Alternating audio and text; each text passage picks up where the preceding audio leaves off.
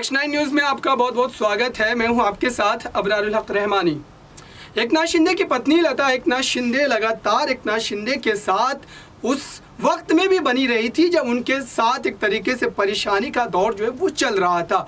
एकनाथ शिंदे हालांकि सरकार में मुख्यमंत्री बनने के बाद भी जब उन्होंने अपना पहला भाषण दिया और अपने उस बाल बच्चों को याद किया तो उनके आंखों में आंसू जो थे वो झलक रहे थे। लेकिन उसके बावजूद भी एकनाथ शिंदे ने अपनी पत्नी को लेकर के जो कई बार जिक्र किया है, उस बात को अगर मैं यहाँ पर रखना चाहूँ तो उन्होंने कई बार इस बात का जिक्र किया है कि उनकी पत्नी लता एकनाथ शिंदे ने उस बुरे वक्त में उनके साथ खड़े होकर के और परिवार को भी एक साथ जोड़े रखा।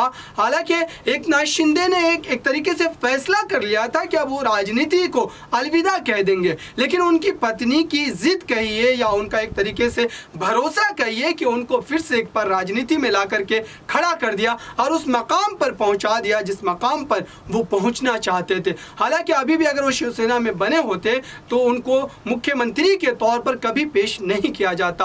और एक तरीके से मेहनत कहिए उनकी पत्नी का लता एकनाथ शिंदे का, जिन्होंने उनको एक तरीके से मजबूती दी, उनके साथ हर उस मुसीबत के घड़ी में खड़ी रही जिस मुसीबत की घड़ी में उनकी जो ज़रूरत है उनको महसूस हो रही थी। लेकिन अब एक तरीके से देखा जा रहा है कि लता एकनाथ शिंदे और उनके पति एकनाथ शिंदे लगातार जिस तरीके से महाराष्ट्र की राजनीति में एक तरीके से सक्रिय नजर आ रहे हैं और उनकी पत्नी के बारे में बताया जाता है कि भले ही वो राजनीति में सक्रिय नहीं है लेकिन पर्दे के पीछे से कई बार वो एकनाथ शिंदे को एक तरीके से सुझाव देती नजर आती हैं। कई बार उनके सुझावों का राजनीति में बहुत असर पड़ता भी नजर आता है। ये सारी बातें एकनाथ शिंदे ने कई बार अपने निजी प्रोग्रामों में इस बात का जिक्र किया है। लेकिन आप देखते हैं कि इस सरकार में मुख्यमंत्री बनने के बाद एकनाथ शिंदे कितने दिनों तक, कई महीनों तक इस महाराष्ट्र प्रदेश के मुख्यमंत्री बने रह पाते हैं। फिलहाल इस रिपोर्ट में इतना ही। देखते रहिए ताज़ा तरीन खबरों के लिए नेक्स्ट 9 न्यूज़ को।